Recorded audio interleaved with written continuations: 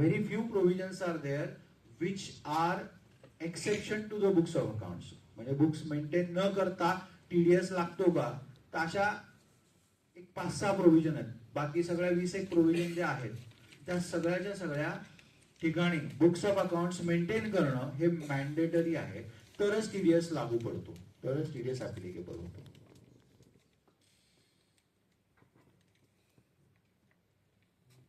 जाऊ पुढे.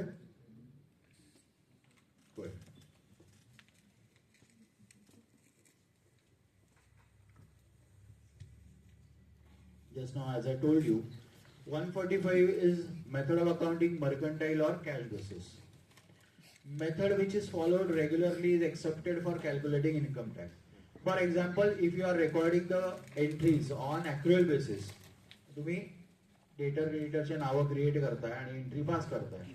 The same method is required to be followed for calculating the income tax. For calculating the income and calculating the income tax. असं चालत नाही की तुम्ही accounting केलं ऍक्रुअल वर आणि इन्कम टॅक्स काढलाय कॅश बेसिसवर. It is to be same as mention in 145. Income to be calculated with the method regularly followed.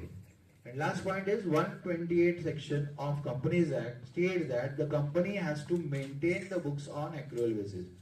मग कंपनी प्रायव्हेट लिमिटेड कुठली असो, whichever is registered under company law, there is no option or there is no other choice than to maintain the books on accrual basis.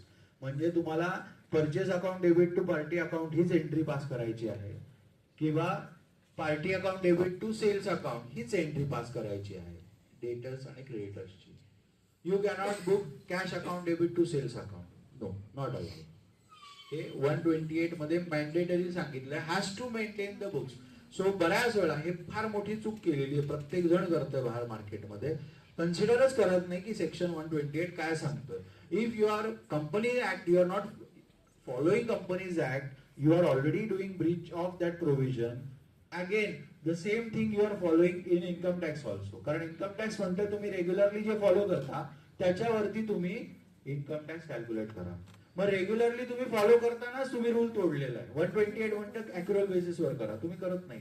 अॅक्युअल आणि याच्यात एवढा का मोठा हे आहे तर त्याचं उदाहरण देतो तुम्हाला की for example if you are recording it on cash basis, तर कॅश बेसिसवर तुम्ही कधी करता, जेव्हा पेमेंट केलेलं आहे तेव्हा पैसे आलेले आहेत. समजा जून मध्ये तुम्ही बिल इश्यू केलंय तर तुम्ही एंट्री नॉर्मली कराल party account debit to sale account June मध्ये रेव्हेन्यू रेकॉग्निशन. पण कॅश बेसिस असेल आणि कॅश तुम्हाला मिळालेली सप्टेंबर मध्ये, तर तुम्ही जूनचा रेव्हेन्यू कधी बुक करणार आहे, सप्टेंबर मध्ये. जूनचं इन्कम तुम्ही कधी बुक केलं, सप्टेंबर मध्ये. That is the major impact or deviation in the method of accounting. So mercantile is the best method of accounting, that is on accrual basis.